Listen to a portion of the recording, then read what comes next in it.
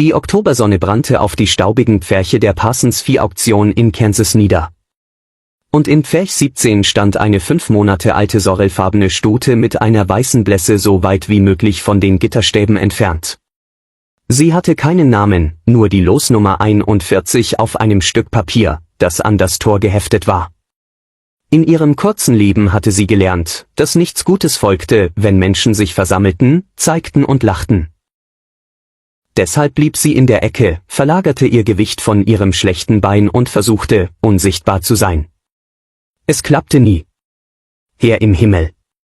Schaut euch diesen Klumpfuß an, sagte ein Mann mit schwarzem Stetson, der am Gitter lehnte, das Bein fast verdreht. Züchter hätten sie bei der Geburt einschläfern lassen sollen, sein Begleiter nickte zustimmend. Verschwendung von Futter, sie so lange durchzubringen. Die linke Vorderhand der Stute war in einem starken Winkel nach innen gebogen, der Huf so verformt, dass sie auf der Außenkante lief. Jeder Schritt tat weh, hatte seit dem Tag wehgetan, an dem sie geboren wurde, als die Stute, die sie zur Welt brachte, einen Blick auf das verdrehte Bein geworfen und sich geweigert hatte, sie säugen zu lassen. Der Züchter hatte seine Helfer sie mit der Flasche füttern lassen, bis sie 3 Monate alt war, bevor er entschied, dass sie die Mühe nicht wert sei. Die letzten 2 Monate hatte sie in einem Hinterpferch verbracht, ignoriert, außer wenn jemand Heu über den Zaun warf. Die anderen Fohlen waren angefasst, halftertrainiert und gelehrt worden, Menschen zu vertrauen. Sie hatte gelernt, dass sie ein Fehler war. Das Tor zu Pferch 17 öffnete sich mit einem metallischen Kreischen. Der Kopf der Stute schoss hoch, die Ohren flach angelegt. Ein Helfer kam mit einem Führstrick herein, und sie versuchte, noch weiter in die Ecke zurückzuweichen, aber es gab kein Entkommen. »Komm schon, du wertloses Ding«, murmelte der Helfer und hackte den Strick am Halfter ein. »Bringen wir es hinter uns«, er zerrte sie zum Auktionsring. Sie kämpfte bei jedem Schritt nicht aus Bosheit, sondern aus Angst. Der Helfer riss stärker. Ihr schlechtes Bein knickte ein, und sie stürzte fast. Gelächter brach aus der zuschauenden Menge hervor. Der Auktionsring war Chaos, grelle Lichter, zu viele Menschen. Der überwältigende Geruch von Angst und Schweiß von den Dutzenden Pferden, die vor ihr dran gewesen waren.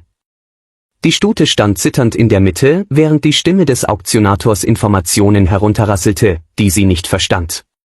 Quarterhorstute, 5 Monate. Klumpfuß, wie ihr seht, verkauft wie gesehen. Keine Garantien. Wer bietet $50? Stille. Die Stute blickte in die Gesichter der Menge, alle starrten sie an, keiner sah etwas anderes als ihr verdrehtes Bein. 25. Kommt schon, Leute. Es ist immer noch ein Pferd. Ein Mann in der ersten Reihe hob lässig einen Finger. Gelangweilt. Gleichgültig. Die Stute wusste nicht, was das bedeutete, aber sie spürte etwas Dunkles, das von ihm ausging. Er roch nach Tod. Dann kam eine Stimme von hinten. 50. Die Ohren der Stute drehten sich zum Klang. Ein Mann stand hinten im Auktionshaus. Groß, wettergegerbt, mit gütigen Augen, die sie anders ansahen als alle anderen. Er sah keinen Klumpfuß. Er sah sie. 50, danke, Sir. 60, der Todmann hob wieder den Finger, jetzt verärgert. 60, höre ich 70. Der gütige Mann nickte. Es ging 3-mal hin und her, bevor der Todmann aufstand und hinausging. Die Stute spürte, wie etwas in ihrer Brust sich löste. Sie verstand Auktionen oder Gebote nicht, aber sie verstand, dass der gütige Mann gerade für sie gekämpft hatte. Niemand hatte je für sie gekämpft. Das Verladen in den Hänger war furchterregend. Die Stute war erst einmal transportiert worden, vom Hof des Züchters zur Auktion. Diese Fahrt war eng, dunkel und voller Not anderer Pferde gewesen. Doch der Mann mit den gütigen Augen, sie hatte jemanden ihn Kot nennen hören, zwang sie nicht. Er stand am Fuß der Rampe, den Führstrick locker in der Hand, und wartete. »Ich weiß, dass du Angst hast«, sagte er leise. »Ich weiß, dass alles weh tut, aber ich verspreche dir, jetzt bist du in Sicherheit. Niemand wird dir mehr wehtun.« Die Stute verstand die Worte nicht, aber sie verstand den Ton. Sanft. Geduldig. Sie machte einen zögernden Schritt auf die Rampe zu. Das schlechte Bein schrie vor Schmerz, doch sie drängte sich durch. Genau so. Du machst das großartig. Ein weiterer Schritt. Noch einer.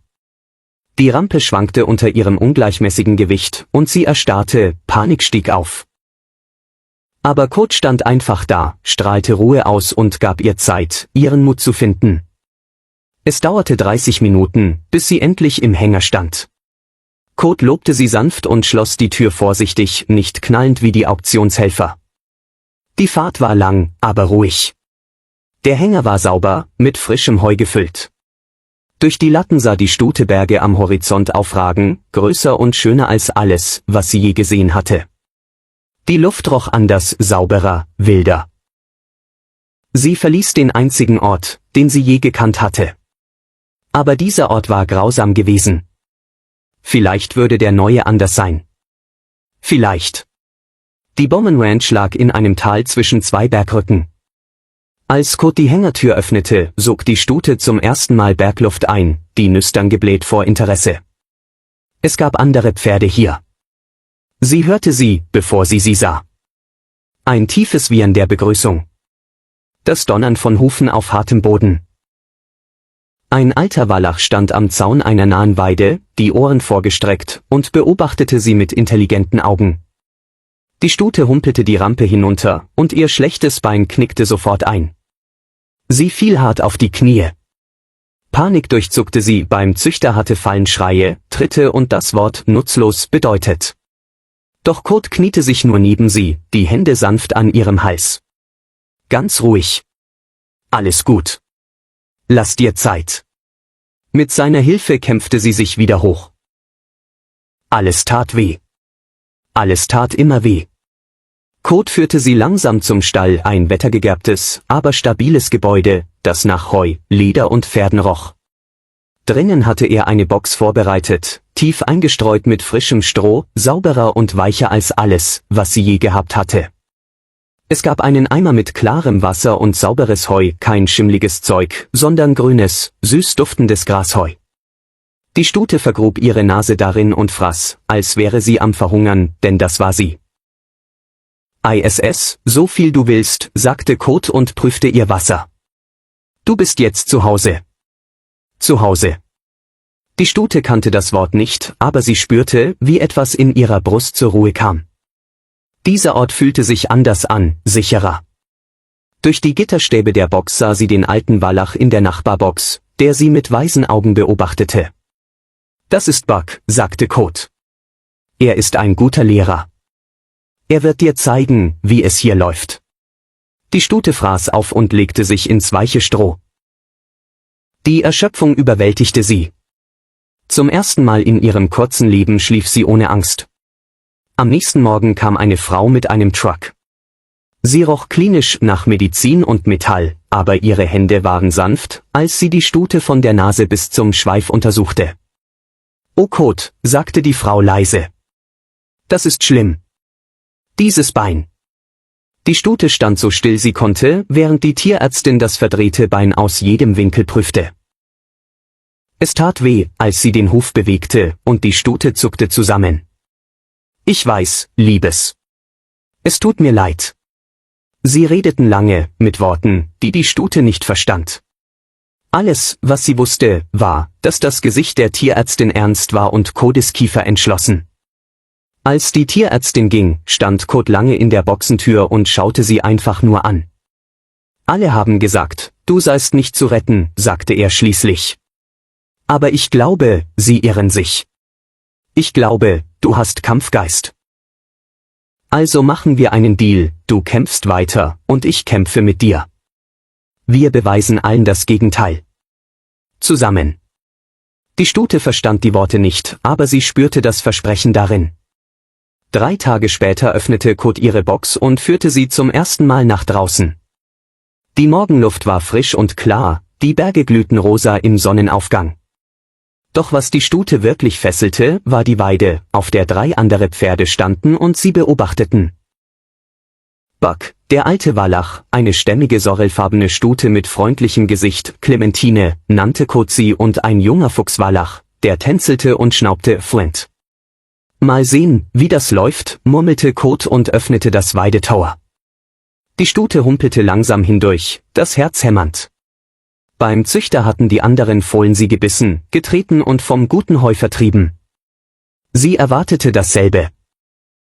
Doch Buck kam langsam auf sie zu, den Hals gesenkt, die Ohren vorgestreckt, die Begrüßung eines Leitpferdes. Er berührte sanft ihre Nase, atmete ihren Duft ein. Dann tat er etwas, das die Augen der Stute weit werden ließ, er verlagerte sein Gewicht und stellte sich bewusst auf ihre gute Seite, seine Schulter an ihre gedrückt, sie stützend, sie akzeptierend. Clementine kam als nächste, leise wirrend. Sie stupste den Hals der Stute, dann stellte sie sich auf ihre andere Seite. Sogar Flint, nach ein paar neugierigen Kreisen, gesellte sich dazu. Zum ersten Mal in ihrem Leben gehörte die Stute zu einer Herde. Kein Ausgestoßener mehr, kein Fehler, einfach eine von ihnen. Die Arbeit begann am nächsten Tag und sie war brutal. Jeden Morgen kam Kot vor der Dämmerung in den Stall. Er manipulierte sanft das schlechte Bein der Stute, dehnte die verkürzten Sehnen, arbeitete am verformten Huf. Es tat weh. Gott, wie es weh tat. Die Stute wollte wegzucken, beißen, treten. Doch Kot wurde nie wütend. Er arbeitete langsam, redete die ganze Zeit mit ihr, lobte jeden Moment, in dem sie stillhielt. Und danach gab es Leckerlis, Karotten, Äpfel, süßes Kraftfutter. Dann kam die Gehtherapie, langsame Kreise in der Reitbahn, die die Stute zwangen, das schlechte Bein richtig zu benutzen, um Kraft in den ausgleichenden Muskeln aufzubauen. 20 Minuten, 30, eine Stunde, Tag für Tag. Manchmal wollte die Stute morgens nicht aufstehen. Der Schmerz war zu groß, die Anstrengung zu hart. Sie lag in ihrer Box und dachte ans Aufgeben. Doch dann wirrte Buck aus der Nachbarbox. Oder Kurt kam herein und setzte sich zu ihr in die Späne, ohne zu drängen, einfach da. Und irgendwie fand sie die Kraft, es erneut zu versuchen. Die Tierärztin kam alle 2 Wochen, um den Huf zu schneiden, jedes Mal verformtes Wachstum wegzunehmen und den Winkel allmählich zu korrigieren. Die Stute lernte, vollkommen still zu stehen, auch wenn es weh tat, denn sie begann zu verstehen, dass dieser Schmerz zur Heilung führte. Im 2. Monat konnte sie schon ohne starkes Schwanken gehen. Der Winkel des Hufes hatte sich verbessert. Sie nahm zu, die Rippen verschwanden, ihr Fell begann zu glänzen. Im 3. Monat konnte sie traben. Es war nicht schön, sie würde immer diesen schiefen Gang haben, aber sie konnte schneller als Schritt gehen, ohne zu fallen. Und eines Morgens im 4. Monat auf der Ranch spürte die Stute etwas, das sie nie zuvor gefühlt hatte, den Drang zu rennen. Nicht weil sie gejagt wurde, nicht aus Angst, sondern weil die Sonne schien, das Gras grün war und ihr Körper, so kaputt er auch war, die Freude der Bewegung spüren wollte. Sie preschte über die Weide in einem unbeholfenen, holprigen Galopp. Buck wirkte überrascht. Clementine trabte neben ihr her, ermutigend. Flint raste vorbei, drehte um und lud sie zum Spielen ein. Die Stute rannte, ihr schlechtes Bein protestierte, doch sie drängte sich durch den Schmerz und rannte, die Mähne flog, das Herz jubelte. Sie bockte sogar, warf die Hinterbeine hoch in purer Lebensfreude. Vom Zaun aus sah Kot zu, Tränen strömten über sein wettergegerbtes Gesicht. Sie würde es schaffen. Der Winter kam nach Kansas, und die Ranch wurde mit Schnee bedeckt. Die Stute, nun 7 Monate alt, größer und stärker, entdeckte, dass ihr schlechtes Bein im Schnee schlecht zurechtkam. Sie rutschte oft aus, viel häufiger als die anderen Pferde. Doch Buck zeigte ihr, vorsichtiger zu gehen, die Hufe mit extra Sorgfalt zu setzen. Clementine zeigte ihr, wo der Boden sicher war.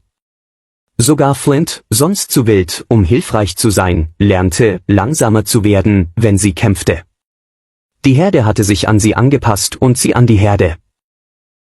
Kot ließ ihr ein Spezialhufeisen anfertigen, orthopädisch, um die schwachen Strukturen zu stützen und richtiges Wachstum zu fördern. Die Stute hasste es zuerst, das Gewicht, das Fremde. Doch nach wenigen Tagen merkte sie, dass sie sich besser bewegen konnte, länger ohne Schmerz gehen, sogar leichter traben. Im Frühling, als der Schnee schmolz und das Gras wieder grün wurde, war die Stute ein Jährling geworden. Ihr Fell hatte sich von stumpfem Braun zu einem satten, glänzenden Sorrel gewandelt. Ihr Körper hatte sich mit Muskeln gefüllt. Sie stand hoch und stolz, nicht mehr das kauernde Wesen von der Auktion. Sie hinkte immer noch, würde es wohl immer tun. Doch sie bewegte sich jetzt selbstbewusst, freudig, mit dem Wissen, dass ihr Körper trotz allem Großartiges leisten konnte. Kurt begann, ihr Grundlagen beizubringen, stillstehen beim Putzen, ordentlich führen, ohne Angst in den Hänger gehen. Die Stute lernte schnell, begierig, diesen Menschen zu gefallen, der ihr ein lebenswertes Leben geschenkt hatte. Sie liebte die Trainingszeit, das Lob, die Leckerlis, die Aufmerksamkeit. Doch am meisten liebte sie den Blick, mit dem Kurt sie ansah. Nicht mitleidig oder enttäuscht, sondern stolz. Eines Nachmittags fuhr ein Truck auf die Ranch. Ein Mann stieg aus und ging zur Weide, wo die Stute mit Buck graste. Ist das die mit dem Klumpfuß von der Auktion? Das ist sie. Donnerwetter. Sie sieht unglaublich aus. Wie nennt ihr sie?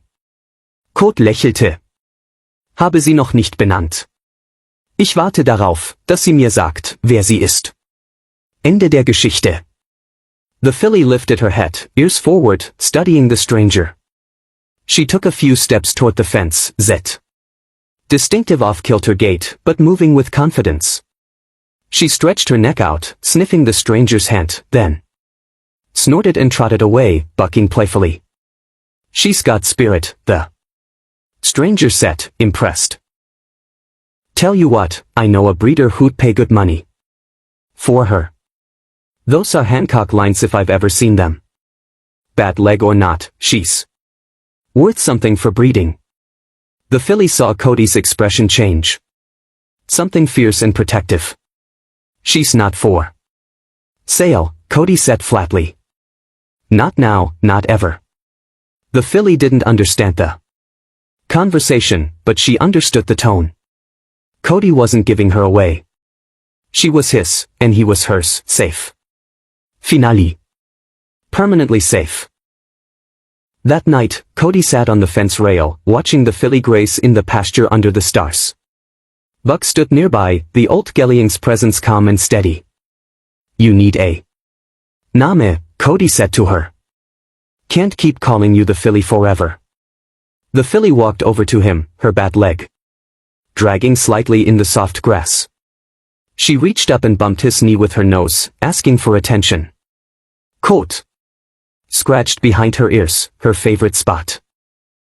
You're the toughest thing I've ever seen, he said quietly. Everyone said you were worthless. Said you should be put down. But you fought every single day. You fought. You didn't give up. Even when I know you wanted to. The filly leaned into his touch, eyes half closed in contentment. You're not just surviving anymore. You're thriving. You're showing everyone what real courage looks like. He paused. How about valor? That's what you've got. Valor. The filly.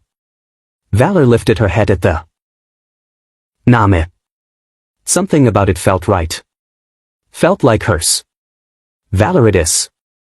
Ting, Coat. Said, smiling. Welcome to the family officially. Life settled into a comfortable rhythm. Valor continued to grow and strengthen. By her second birthday, she stood 15 hands tall, here. Sorrel coat gleaming copper in the summer sun, her white blaze distinctive and proud. She would never be a riding horse. Her leg couldn't support that kind of stress, but she didn't need to be. She had her place in the herd, hot. Cody's love had a home where she was valued just for being herself. Then came the day that changed everything. It was late August, hot and dry. Valor was grazing with Buck and Clementine in the big pasture when she heard it in her body light up with alarm. Crying, a child crying. Valor's head shot up, ears swiveling toward the sound. It was coming from beyond the fence line near the creek that ran along the eastern edge of the property. Buck heard it, too. The old Gelling moved toward the fence, nickering nervously, but he was too old, too arthritic to do much more than alert. Valor made a decision. She turned and cantered toward the sound. Her bad leg protesting but holding. At the fence, she didn't hesitate. She jumped. It wasn't a clean jump. Her bad leg clipped the top rail and she landed hard on the other side, nearly going down. But she recovered and kept going, following the sound of crying. At the creek, she found him. A little boy, maybe 6 years old, stuck in the middle of the rushing water. He'd been playing and slipped, and now he clung to a boulder, the current threatening to sweep him away. Valor didn't think, she just acted. She waded into the creek, the cold water shocking against her legs. The current was strong, pushing against her, and her bad leg mate. Balance treacherous, but she kept going, step by careful step, until she reached the boy. He stared at her with terrified eyes. Horse, he vimperret. Valor moved alongside him, positioning herself between the boy and the strongest part of the current. She stood solid as a rock, creating a breakwater with her body. Help, the boy screamed. Somebody help. His cries finally reached the neighboring ranch. Within minutes, adults came running. They splashed into the creek, using Valor's body as an anchor point and pulled the boy to safety. Valor waited until they were all on the bunk before turning carefully and making her own way out. Her bad leg was shaking with exhaustion, but she'd done it. She'd saved him. The boy's parents were from the neighboring ranch, the Harrisons. They'd moved in just last month, and Cody hadn't met them yet, but he met them that day when they brought their son, wrapped in blankets and crying with relief, to his door. Your horse saved our boy, Mrs. Harrison sobbed. She jumped the fence, went right into that creek, and stood there protecting him until we could get to him. I've never seen anything like it. Cody walked out to the pasture where Valor stood, still dripping creek water, her bad legs swollen and sore. Buck stood beside her, nuzzling her neck in approval. You crazy, beautiful girl, Cody whispered, running his hands over her to check for injuries. You could have drowned that leak. Valor bumped his chest with her nose. She was tired and sore, but she was fine. More than fine. For the first time in her life, she'd been able to help someone else to be the strong one, the brave one. She'd been worth something. News spread fast in rural Kansas. Within days, everyone knew the story of the club-footed horse who'd saved the Harrison boy. People started stopping by the ranch just to see her, to take pictures, to bring her carrots and treats. A reporter from the local newspaper came out. Then a regional magazine. They took photos of Valor standing proudly in the pasture, her bad leg visible but not defining her. Interviewed Cody about her rescue from the auction, her recovery, her heroism. The article's headline read, Worthless no more. Clubfoot horse proves her worth in creek rescue. But Cody knew the truth. Valor had never been worthless. Not at the auction. Not when she could barely walk. Not ever. Her worth wasn't determined by what she could do. It was intrinsic to who she was. The attention brought unexpected consequences. A therapeutic writing sent 3 counties over asking if they could bring some of their students to meet Valor. Kids with disabilities who'd been told they couldn't do things, couldn't achieve things. Cody hesitated. Valor wasn't used to crowds, to strange children. But something made him say yes. The first group arrived on a Saturday morning. 8 kids, ages 7 to 15, all with various physical challenges. Wheelchairs, prosthetic limbs, cerebral palsy, spinoipida. Quote. Brought Valor to the arena and the kids gathered at the fence staring at this horse they'd heard about. She's limping. One girl said, confused. I thought she was a hero horse. She is, Cody said. Watch. He unclipped Valor's lead and let her free in the arena. She trotted around the perimeter. That distinctive off-kilter gait obvious to everyone. Then she broke into a canter, awkward but determined, and kicked up her heels in a playful buck. "She's running," a boy in a wheelchair exclaimed. "Even with her bad leg, she's running." "That's right," Cody said. Valor was born with a severe clubfoot. Everyone at the auction said she should be put down, but she didn't give up. She worked hard every single day and now she can run and play and even save lives. She doesn't let her disability define her. The kids were transfixed. For the next hour, they took turns approaching Valor, petting her, talking to her. She stood patiently, seeming to understand that these children needed her gentleness. One girl with prosthetic legs stood at Valor's shoulder, her hand on the Mar's neck, crying quietly. "Nobody else gets it," she whispered to the horse. "They all say you're so brave or you're so inspiring, but they don't understand what it's like to have everyone see what's wrong with you first. To have to work twice as hard just to do normal things." Valor turned her head and gently nuzzled the girl's shoulder. The girl wrapped her arms around the horse's neck and sobbed. Cody had to turn away, his own eyes burning. This was Valor's real purpose. Not to be ridden, not to win ribbons, not to make money, but to show others that different didn't mean less than. That worth wasn't measured in perfection. The visitors kept coming. More therapy programs, schools, 4 age groups. Valor became something of a local celebrity, and with that came offers. Breeding facilities wanted her confirmed bloodlines. Despite her clubfoot, she could still produce valuable foss. One breeder offered $80,000. A wealthy horse collector wanted her for his private menagerie of unusual horses. $120,000. A therapeutic center in Colorado wanted to buy her to be their permanent mascot and therapy horse. $160,000. Each offer was more than Cody made in 2 years of ranching. Each offer would change his life, secure his future, save the ranch from the constant financial pressure. Cody sat at his kitchen table. Looking at the numbers, doing the mathematische would be the sensible choice, the practical choice. Valor would have a good life in any of these places. She'd be cared for, valued, safe, but she wouldn't be home. He walked out to the pasture. Valor was grazing with Buck, Clementine, and Flint. The old gelding's arthritis had gotten worse. And lately, Valor had taken to standing beside him during the hot afternoons, her body providing shade for her aging friend. When she saw Cody, she lifted her head and nickered, that special sound she saved just for him. She limped over to the fence, eager for attention, for the treats he usually carried, for the simple pleasure of his company.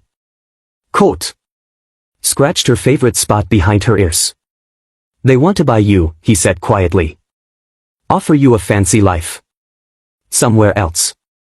And maybe I should let them. Maybe that would be what's best for you." Valor pushed her face into his chest, leaving horse slobber on his shirt. "But I can't," Cody continued, his voice breaking. "I can't let you go. You're not just a horse to me. You're your proof that the world can be better than it is. That's something everyone throws away can become something extraordinary. You saved me just as much as I saved you." He wrapped his arms around her neck and Valor stood perfectly still, letting him hold her. "So, no," he said finally. "You're staying right here where you belong." Valor was 5 years old when the documentary crew arrived.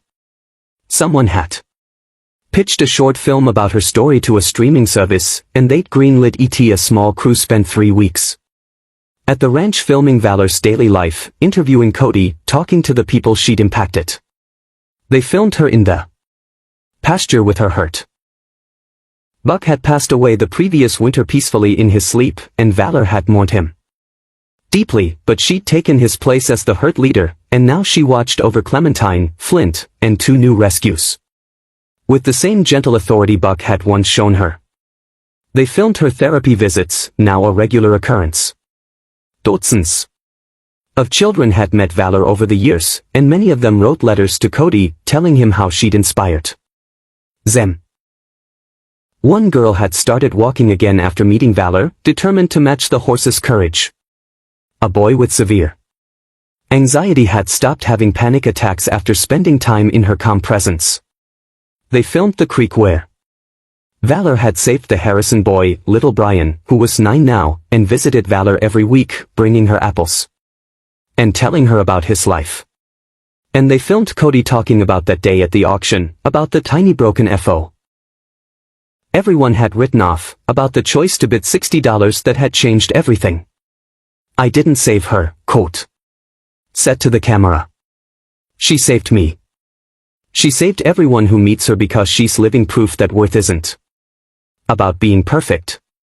It's about having the courage to keep going when everyone says you should quit. The documentary aired 6 months later. It won awards at film festivals, went viral online, was shown in schools and therapy centers across the country. But Valor didn't know about any of that. She only knew that she had her pasture, Herd, and her human who loved her. She knew that children came to visit her and left smiling. She knew that her life, once measured as worthless at $75, had become something beautiful. On a crisp autumn morning, 7 years after the auction, Cody stood at the pasture fence watching Valor Grazie. She was 8 years old now, fully mature, still beautiful despite the permanent limp. A truck pulled up the driveway. Another visitor. These days, people came from across the country to meet Valor, to take photos, to let their special needs children brush her and tell her their fears. But this visitor was different. A young woman got out, maybe 25, walking with forearm crutches. She had the bearing of someone who'd fought hard for every step. Mr. Bowman. She called. I'm Rachel. I wrote to you about visiting Valor. Cody remembered the letter. This young woman had been in a car accident. At 16. Told she'd never walk again. She'd spent years in physical therapy, pushing through pain, refusing to give up. She'd written that Valor's story had inspired her through the darkest times. Of course. Come on, I'll introduce you. Cody called Valor over. The mayor lifted her head, ears forward, and limped to the fence. When she saw Rachel, saw the crutches, the careful way she moved, something seemed to register in Valor's eyes. Recognition. Kinship. Rachel reached out with a shaking hand and touched Valor's nose. The horse leaned into the touch, gentle and understanding.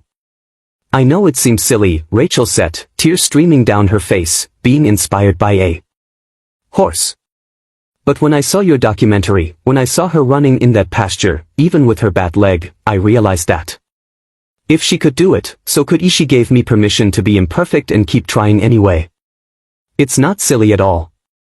Cody said quietly. Rachel spent an hour with Valor, and when she finally left, she was smiling. Thank you, she said. For saving her, for giving the rest of us hope. After she drove away, Cody turned to Valor. You know what you are, he said. You're proof. Proof that the auction house was wrong, that everyone who laughed was wrong, that worthless is just a lie people tell when they don't want to see what's really there. Valor bumped his chest with her nose, asking for treats. Cody laughed and pulled a carrot from his pocket. Valor crunched it contentedly. He looked at her, really looked at her, at the powerful body, the gleaming coat, the intelligent eyes, at the off-kilter stance, the permanent reminder of where she'd started. She was perfect. Note. Despite her clubfoot, but including everything she was, everything she'd overcome, everything she'd become, it all mattered.